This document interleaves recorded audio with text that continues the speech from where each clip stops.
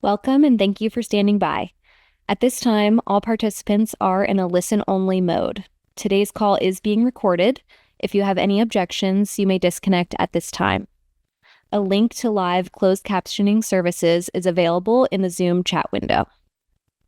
My name is Megan Walters, and I am a health policy analyst at the National Center for Health Statistics. I'm pleased to introduce today's webinar on the NCHS Data Query System, or DQS, a new tool that makes health data more discoverable, usable, and customizable. This webinar will demonstrate how to customize searches and data visualizations based on demographic, geographic, and socioeconomic categories to learn more about a specific health topic or population group. The presentation and live demonstration will be followed by a question and answer session. As a reminder, the audience is in a listen-only mode. Questions or comments may be entered through the Zoom Q&A feature at the bottom of your screen, and we will address them as time permits during the Q&A session at the end. Now, I'd like to turn things over to Irma Arispe, the Director of NCHS's Division of Analysis and Epidemiology, to get us started. Irma? Thank you, Megan. Good afternoon. My name is Irma Arispe, and I'm the Director of the Division of Analysis and Epidemiology at the National Center for Health Statistics. I identify as Latina. My pronouns are she, her. I have gray hair. I'm wearing a blue shirt and glasses. I'm joined today by Lorraine Escobedo, Zakia Nelson, and Amber Wilson, and we're thrilled to introduce you to NCHS's new data dissemination and query tool, the NCHS Data Query System, or as we call it, the DQS. Next slide, please. Before we begin, I'd like to give you a little background on NCHS and on the origin of the DQS. NCHS is the nation's principal statistical agency for health, and we're also part of the Centers for Disease Control and Prevention. Statistical agencies are those agencies and organizational units whose primary mission is about collecting, compiling, processing, and analyzing information for statistical purposes. Our mission is to provide timely, relevant statistical information to inform and guide actions and policies to improve the health of the American people.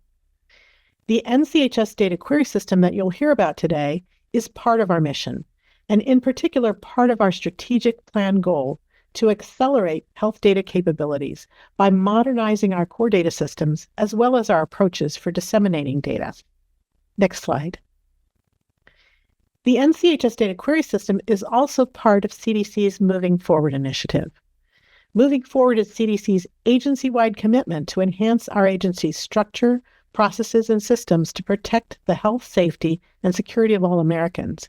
And the DQS addresses several key moving forward goals, including sharing scientific findings and data faster, translating science into practical, easy-to-understand policy, prioritizing public health communication, integrating health equity, and modernizing data. Next slide. As with CDC's Moving Forward initiative, the NCHS DQS is aimed at addressing the need for rapid access to high-quality information for the American people. So it's designed to provide clear communication to the audiences that you see here, including academia, our federal statistical agencies and other federal agencies, the general public, and the public health community. Next slide.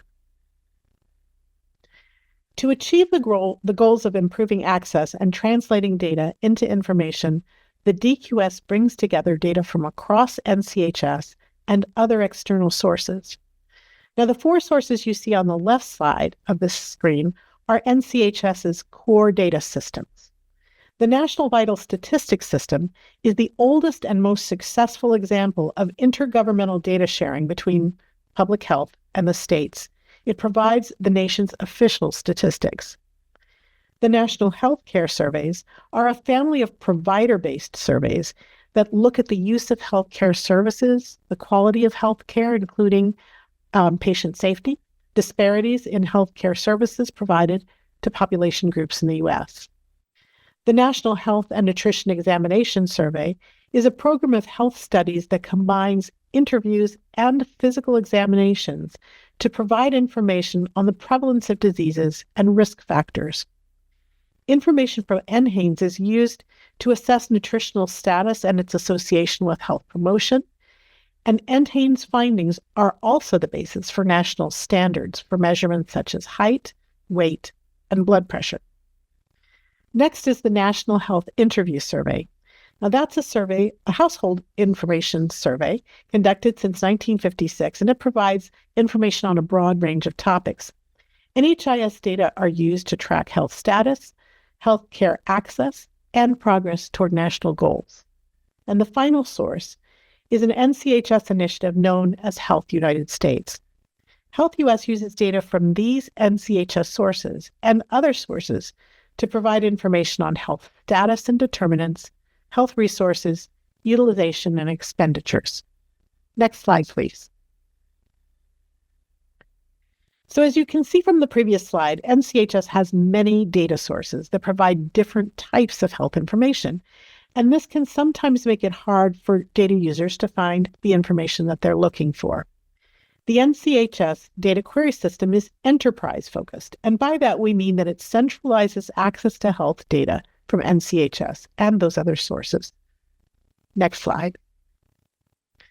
I'm going to close my portion of the presentation with a brief summary of some of the strengths of the DQS. I'll just mention these now, and you'll be seeing them in real time with Lorraine's demonstration. The DQS offers estimates of thousands of health estimates from over 120 health topics from multiple data systems. The DQS provides pre-tabulated summary estimates, not microdata. Now that means you don't have to go get the data file and analyze the data yourself. The estimates are already compiled for you. The DQS provides diverse socio-demographic and intersectional data so that you can sort data on a variety of subgroups. The titles, sources, and methodological data about these estimates change dynamically when you make your selections. So that means that you not only see the data that you're looking for, but you can see the attributes and characteristics of the data. And finally, its flexible and responsive design means that it can be continually adapted based on user interests and selections. So that concludes my portion of the presentation, and now I'm pleased to turn it to Lorraine Escobedo, who will give us a live demonstration. Thank you. Thank you so much, Irma. Good afternoon, everyone. My name is Lorraine Escobedo. My pronouns are she, her, and I'm a health statistician for the Health United States and NCHS data query system in the Division of Analysis and Epidemiology in the Population Health Reporting and Dissemination branch here at the National Center for Health Statistics. I have brown skin with mid-length black and gray hair, and I'm wearing a lilac-colored long-sleeve shirt. Now let me share my browser.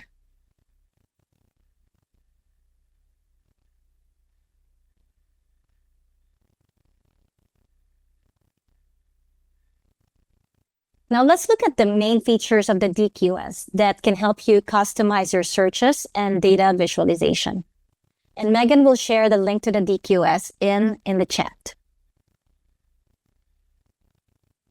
First step is to select a topic. And we can choose a health topic by scrolling down on the topics or by searching it here on the search topic list. Or you can go to the DQS health topics page also, and we'll talk more about the health topics page in later on. Another way to select a topic is to use the advanced topic selection. So once you click on that, a pop-up window will open that will allow you to select a filter category, either by population characteristic or by sources. As Irma mentioned earlier, DQS provides users access to health statistics from different NCHS data sources and systems. And it is designed in a way that all users would need to know is the topic of interest. However, if a user is interested in looking for health statistics from a particular population group or characteristic, or they're interested in topics coming from a specific NCHS data source, this is where they can apply filters and find those topics. For example, if I'm looking for topics specific to children and adolescents, I can click that filter here, and immediately I see that there are 81 selections available in the topic drop-down. Or if I want to stratify by poverty level, I can click the checkbox next to poverty level, and now I see that there are 80 selections available. I can also go to sources to filter by data source. And the list here includes NCHS data systems and sources that are currently in the DQS, but it can accommodate much more. We also have external data sources not listed here, such as the American Dental Association and the American Hospital Association. And once you have made your selection, you can click Apply, and that will close the Advanced Topic Selection window. And to clear your filters, or to start a new search, you can just click on the Clear Selections here located below the selectors on the right side. So once I've chosen a topic, I can now select a group. By default, the first group that is shown is the total. And under groups, I can customize my charts and break down estimates by demographic, geographic, and socioeconomic characteristics. For this example, let's look at employment status. The title, as you may have noticed, dynamically changed when I changed the group. The details in the footnotes, and let me scroll down here so you can see, would also change based on these selections. Next are the subgroups. For this group, there are 6 subgroups, but I can select and unselect each subgroup if I want. Right now, you can select a maximum of 7 subgroups at a time on the charts. And that was a 508 compliance issue to avoid having a very busy-looking visualization. We received feedback that 7 might not be enough, especially when comparing multiple intersectional characteristics like sex and race and Hispanic origin. So in response, we are working on increasing that limit from 7 to 11, which is planned for the next release. Next, I can choose the time period.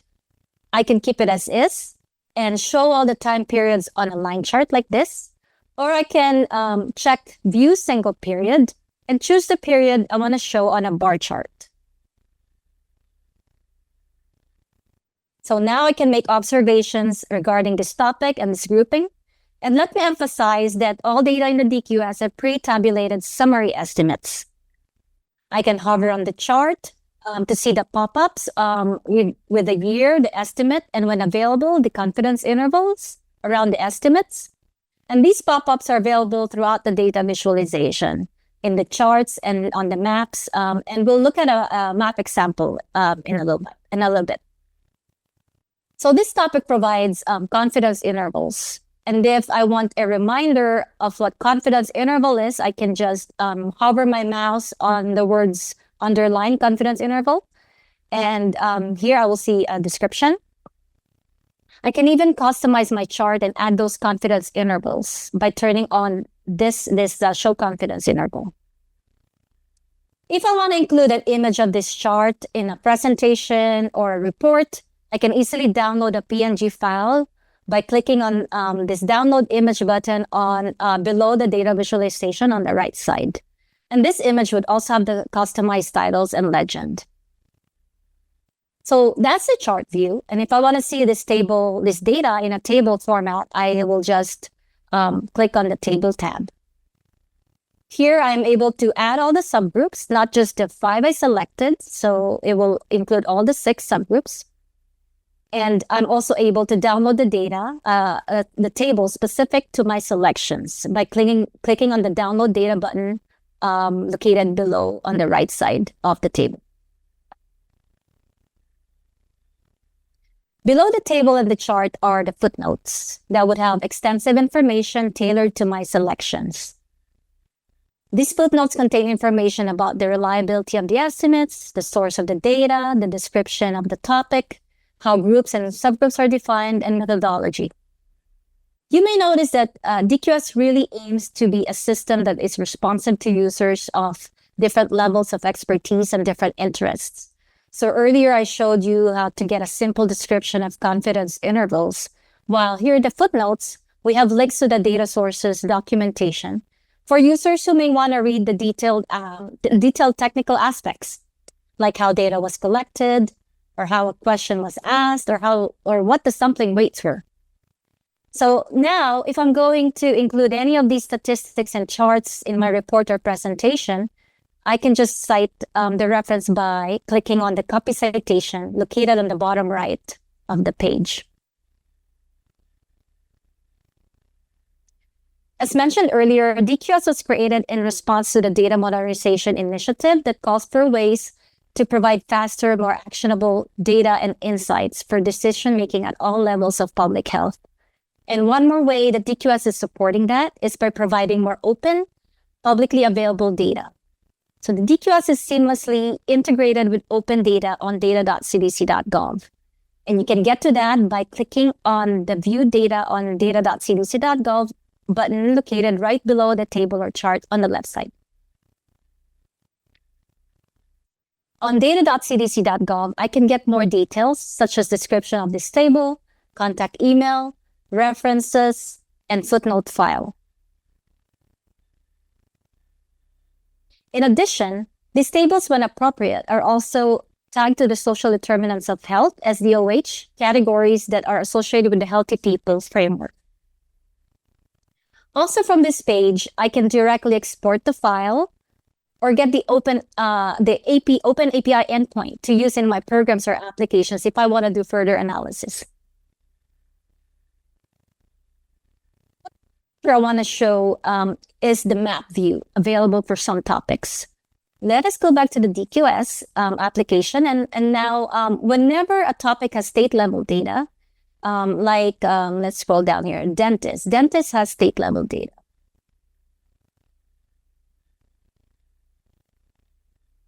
So if a topic has state-level data, a map tab will appear next to the chart and table tabs.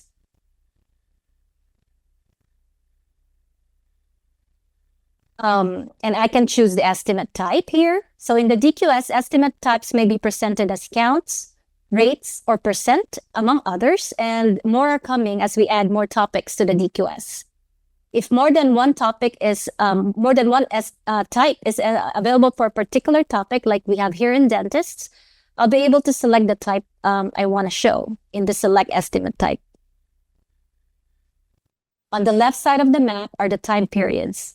And I can click on the play button to allow the map to move through the time periods, or I can select manually the time period. I can hover on the map to see more details pop up, and I can download the image of the map that would have also the customized titles. And the map uses quartile classification when classifying data. And as in the confidence intervals, I can hover on the underlying quartile to get a description. By default, the quartiles are specific for each time period, but I can also use the same consistent quartiles for all time periods. I can just do that by turning on that option, show quartiles based on the most recent available period. Now I said that we will talk about the health topics page. We can go to that page from the application by clicking on the link located conveniently above the selectors. So it says here, data from some health topics were collected from more than one source. Explore the NCHS data query system, health topics to decide which one to select. We can go to the health topics by clicking on them. The DQS has more than 120 health topics from multiple data systems and sources. And the health topics page helps direct users to the type of information that they need.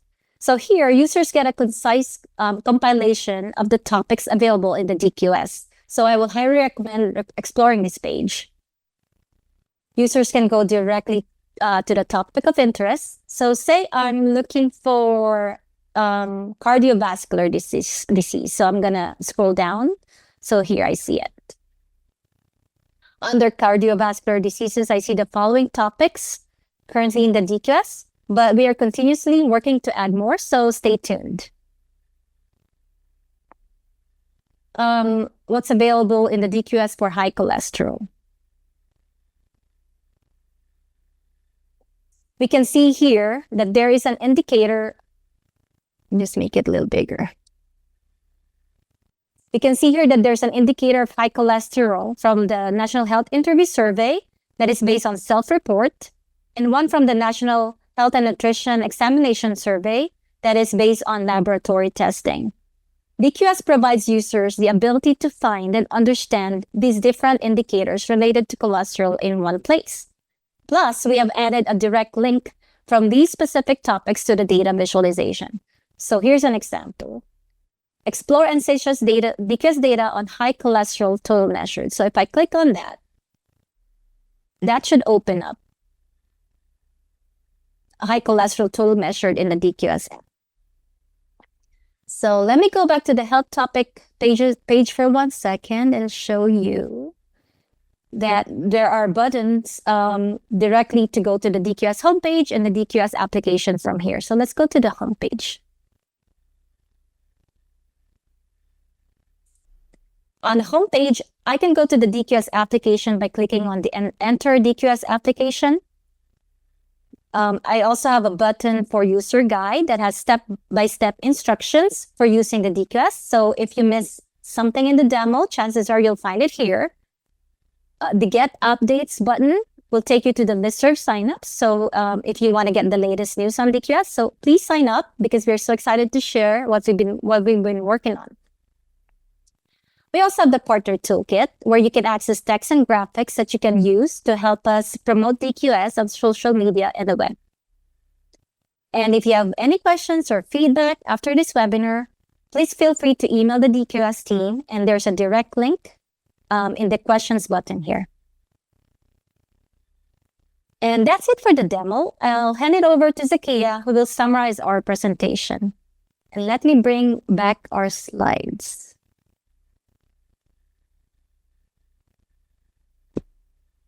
Lorraine, we have one question in the chat, which is about the underlying software used for the data aggregation. So just to answer that question, the data are programmed mostly directly from the data files themselves. So we develop the estimates, and those estimates are put into a file, and that's the file that is in for each data source. Or I guess we call them data assets and data.cdc.gov. I hope that answers your question.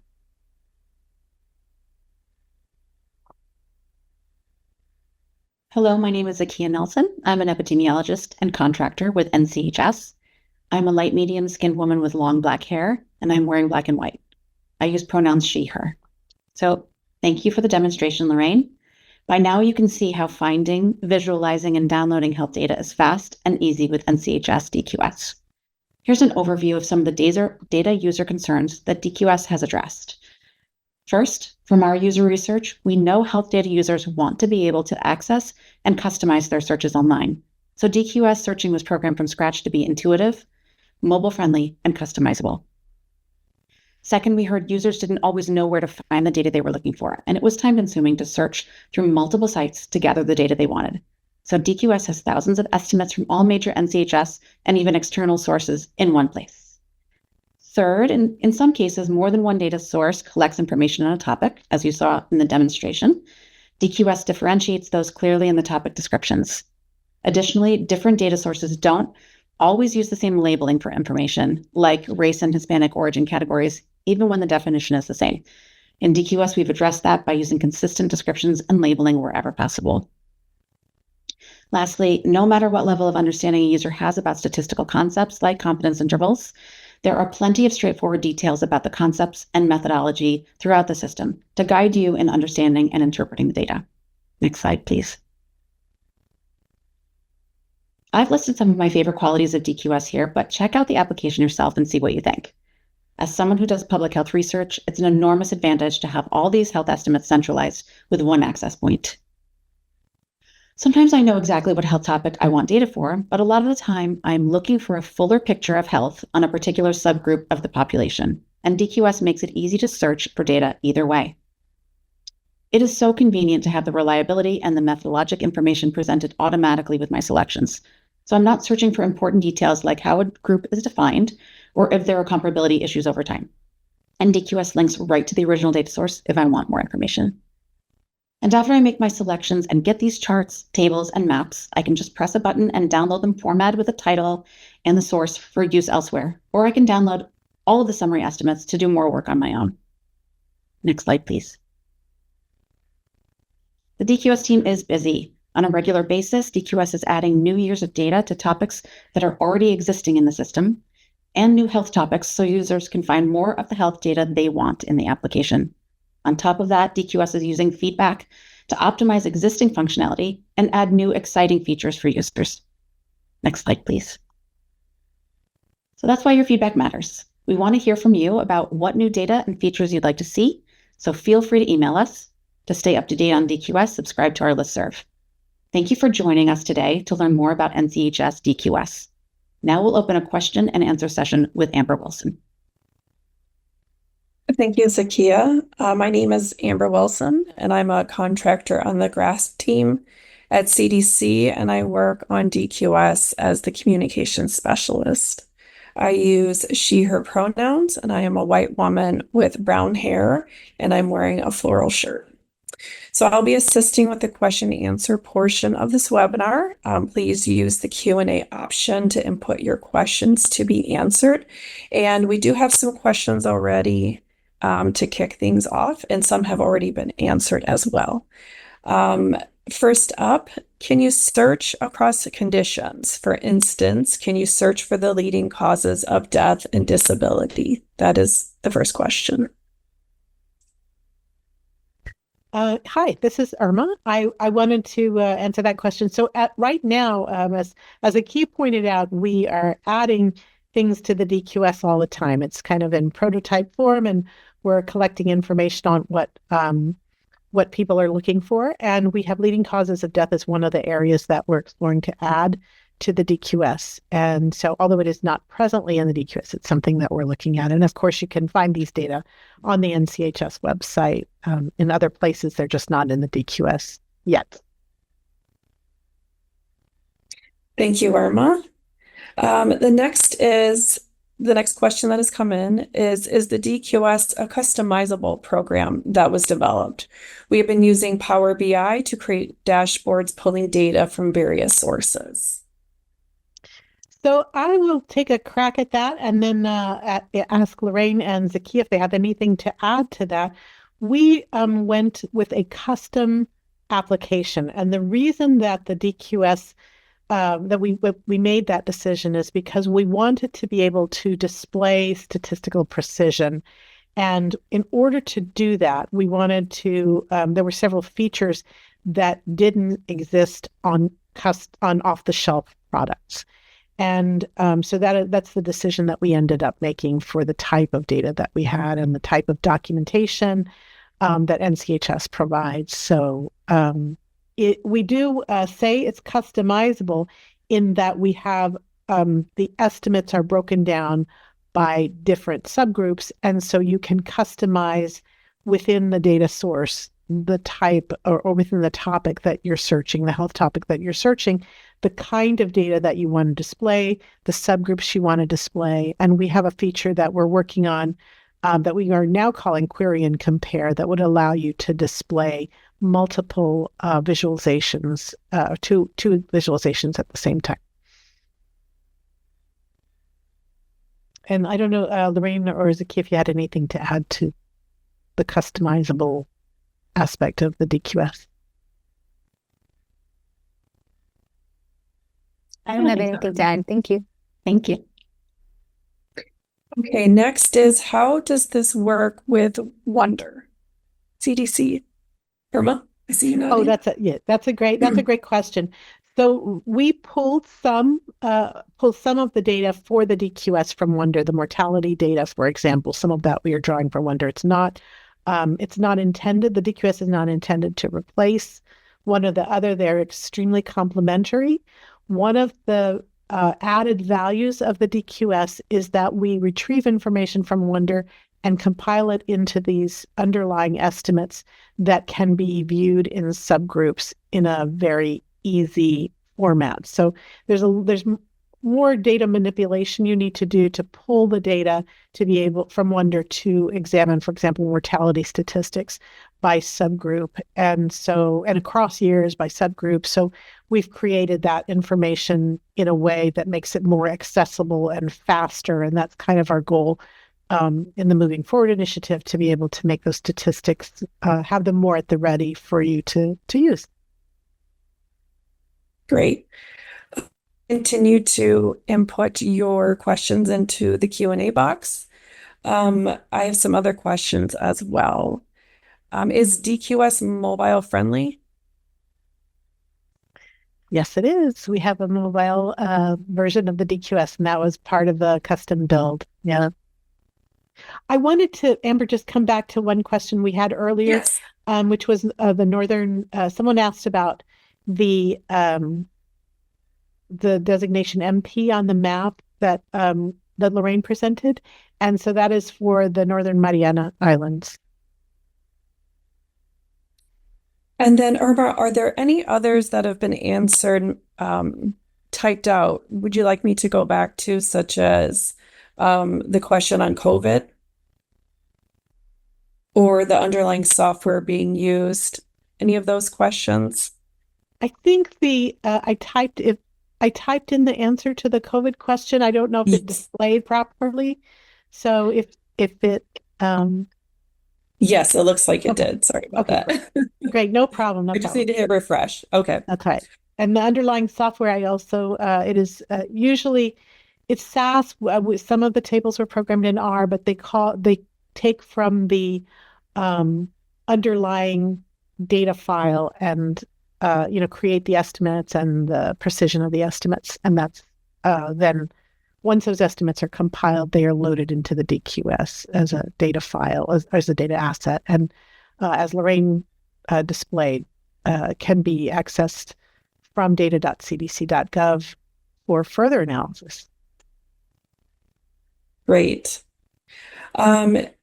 Another question is, can you visualize the data at the state level?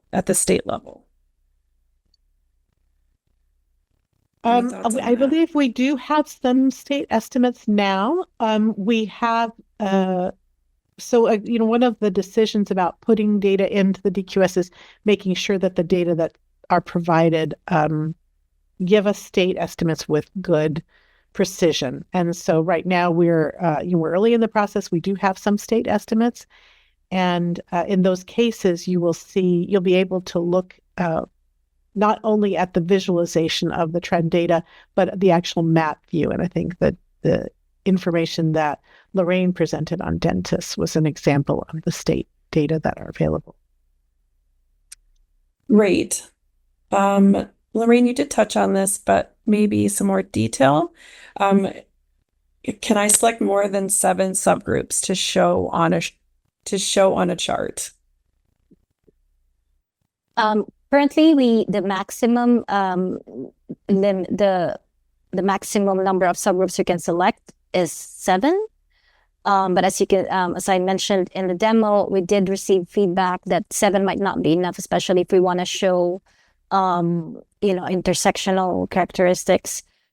And so we do listen to user feedback and we encourage them. So feel free to provide those feedback. So in response to that, we are working to increase the limit from 7 to 11, and that would be in the next release. Wonderful. Another question that has come in is, will other vaccination, I think it just got answered, but will other vaccination data be added to the system or only influenza data? And Zakia did answer that the DQS. Go ahead. No problem. As I mentioned before, the addition of new topics in addition to the most updated data for the existing topics in the system is happening on a regular basis. So if there is something that you're not seeing in the system now, it certainly may be there very soon. And if you have an interest in reaching out to us and letting us know what particular data you'd like to see, we're definitely trying to take that into consideration. Great, thank you.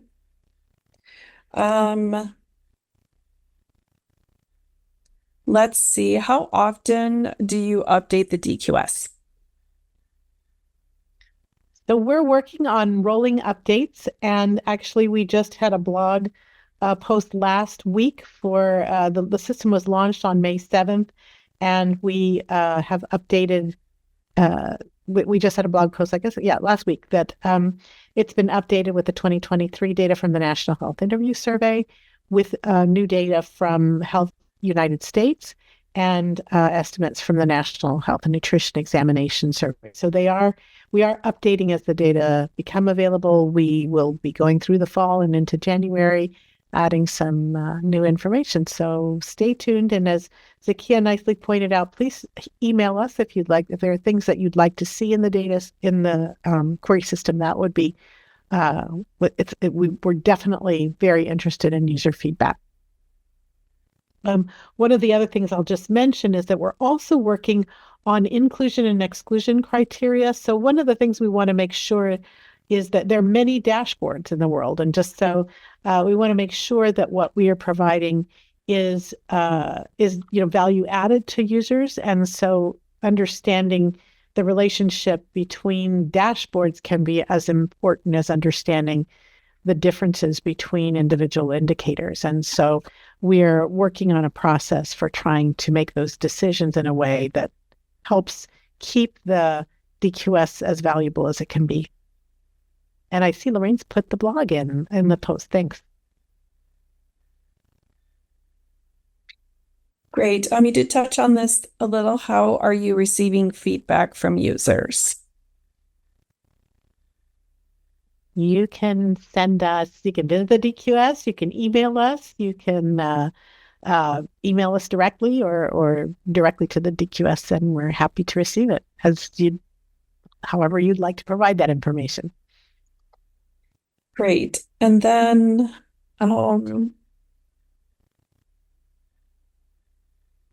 what is the public health impact of DQS? I would say that the most important impact is the ability to get access to data quickly. And that's one thing that we are, as NCHS is addressing this issue, CDC is addressing this issue, and I think government more widely, to really try to make sure that we modernize our system. So we learned a lot from the pandemic about the need to modernize and the need to understand differences between estimates. So, first you need to be able to find the estimate. And second of all, you have to understand what it is. So one of the features within the DQS is where there are two estimates that have the same name, for example, or on a given topic, there are many ways to look at, let's take obesity, for example. You can look at BMI, you can look at measured obesity, you can look at self-reported obesity. And so what we've tried to do,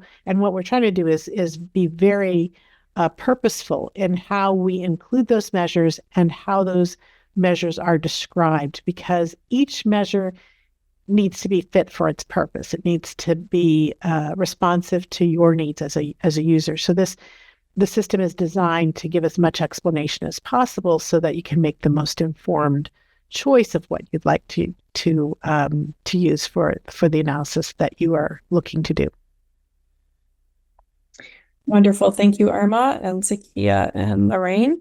That's all the questions that have come in and that we have for today. Megan, I'm going to turn it back over to you, as I know you have some closing remarks. Thank you.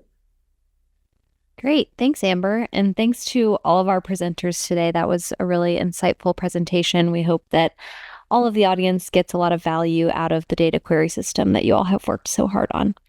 So that is it for today's webinar. Thank you for your attendance and your questions.